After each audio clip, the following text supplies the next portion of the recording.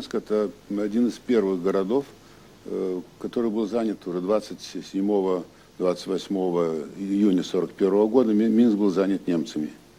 И всех евреев, кто остался в городе, был приказ коменданта в июле месяце, 20 июля, сейчас документы уже появились эти, чтобы всем собраться в округе домов, загородили проволокой, и началось Минское гетто. Минское гетто было одно из самых крупных, самых больших гетт, пожалуй, самое большое гетто на территории СССР. У нас погибло там в общей сложности порядка 150 тысяч человек.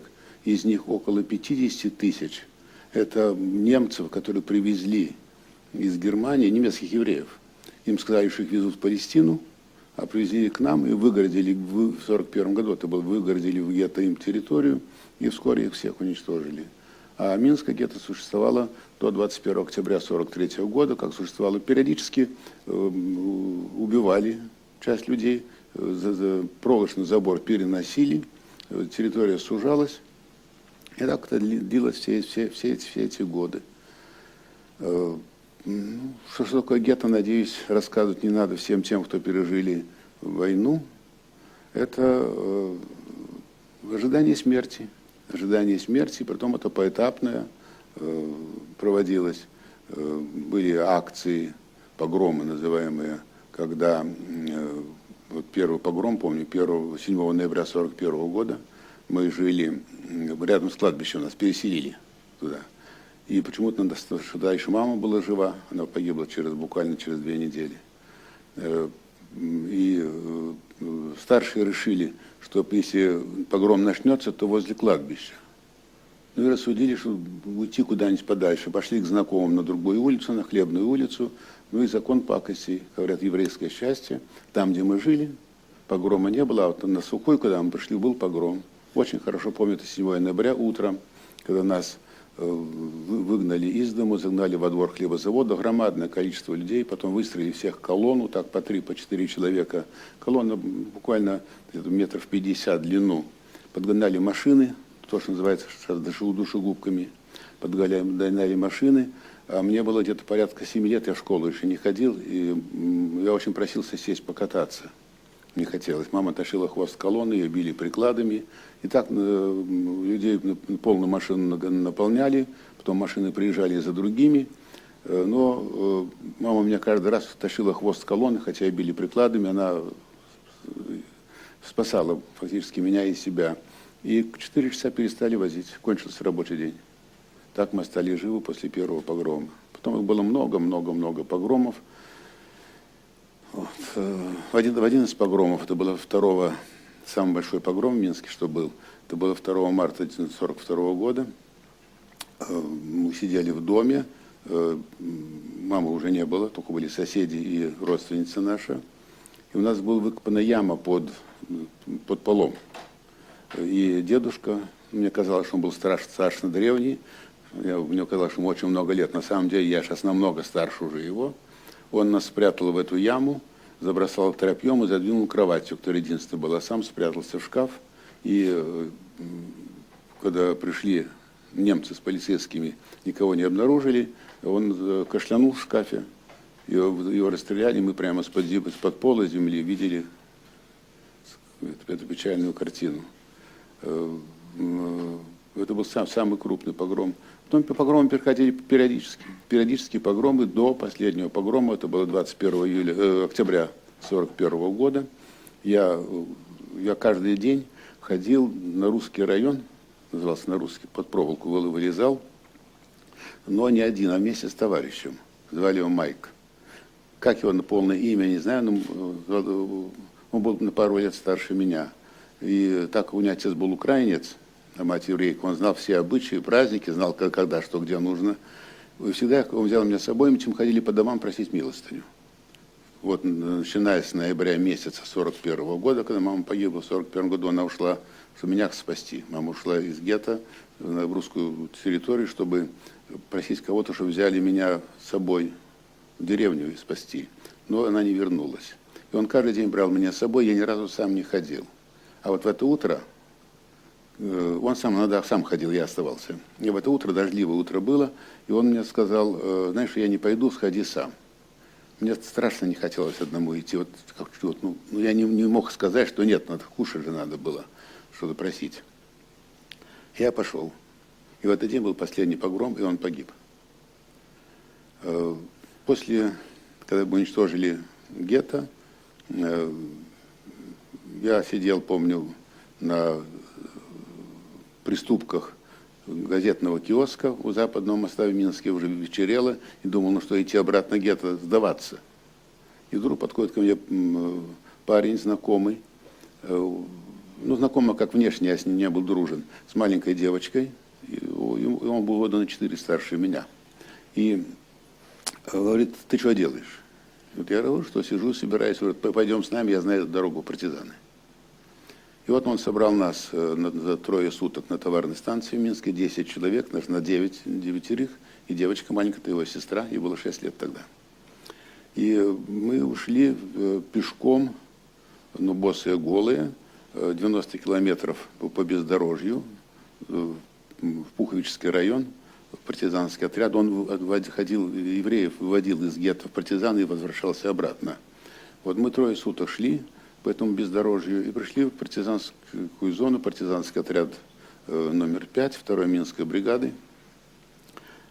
Сама дорога это была целая эпопея, ибо нас ставили расстреливать, и мы рассказывали каждый раз басни, что мы с такой-то деревни идем такую, там ходили за хлебом.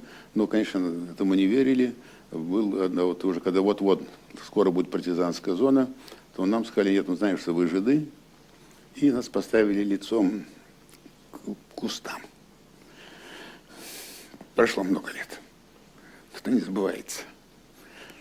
Кусты, вечер, хороший солнечный день, осенний. Нас поставили лицом к кустам и начали щелкать затворами. Ни один из нас 10 человек было, ни один не попросился. И я помню до сих пор эту страшную обиду внутри. Ну зачем было идти столько и мучиться? И другие говорят: мы уж они пошутили, что-то партизаны. Конечно, никто не повернулся, не верил этому.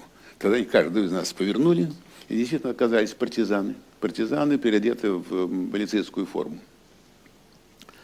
Мы попали в отряд, и вот примерно 9 месяцев, это с октября по июль месяц, пока не освободили Минск, мы были в партизанском отряде там, в 5-м, а когда перед наступлением наших войск немцы решили очистить партизанскую зону. Было место, 90 километров от Минска, немцев не было никогда всю войну.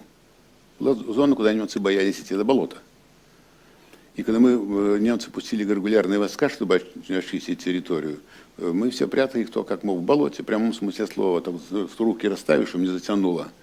И когда мы после вернулись обратно, уже в деревню, к себе, в Поречье, то оказалось, что все из 10 ребят, мы ходили все по одному, по два, как разбегались.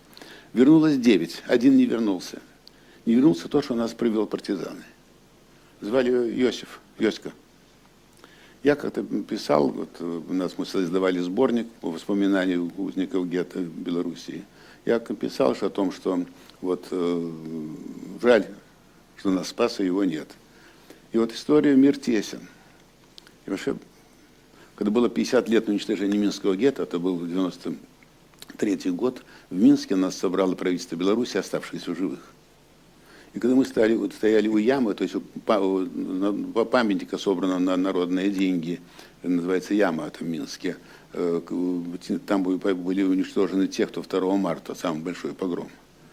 И ко мне подходит знакомый Феликс Липский, он был руководителем тогда организации узников, летних узников гетто, мы с ним были одним из организаторов этой организации. И говорит: слушай, знаешь, тут здесь есть те, что были с тобой в партизанах вместе. Я говорю: кто? А вот женщина стоит такая маленькая. Подхожу маленькой женщине, я ему рассказываю, что вот, мне сказал Феликс, что вы были партизаны. Да, я была, вот, я говорю: я тоже. Я говорю: я вас не знаю, и я вас не знаю. А я говорю: вот нас привел Иосиф, который погиб потом. Он говорит: как погиб? Вот он стоит, это его сестра оказалась. встреча через 50 лет, все, кто будет там тогда собравшиеся, когда два мужика, крепких мужика, стоят, обнимаются и ревут. К сожалению, живых в Минском гетто осталось очень-очень мало, ибо даже партизаны же не могли уйти в начале. Вначале просто не брали евреев, партизаны. У меня в семье, я остался один уже в 1941 году, мама погибла 21 ноября, и я остался один. Ну, так вот сходил по домам, просили милостыню, когда не было, ничего не доставали, картошку мороженую, либо очистки добывали себе, иногда воровать ходили, не без этого, ну, порой доставалось. И у меня в семье есть те, кого я мог вспомнить, ибо я вспомнил 16 человек погибших там. Вот. Но я не все мог вспомнить по одной простой причине. Я мою фамилию даже не знал толком. Ибо когда я попал в партизаны, то читать я не умел. И когда пытался документ подтвердить, что я был партизан, нужны были справки, когда оформлялись документы на немецкую пенсию, то мне всегда писали, что в документах в партизанском отряде я не числюсь. И вдруг совсем недавно, это было в мае месяце этого года, мне из архива историк Беларуси прислал бумагу, где написано, что моя фамилия, написано Сребников. Вот. Но надо было придумать, что день рождения, месяц рождения, год рождения. Все придумал я себе, когда уже пошел на работу. Работать я пошел официально в 13 лет по трудовой книжке после детдома. И сейчас уже 64 года трудового стажа, как непрерывного.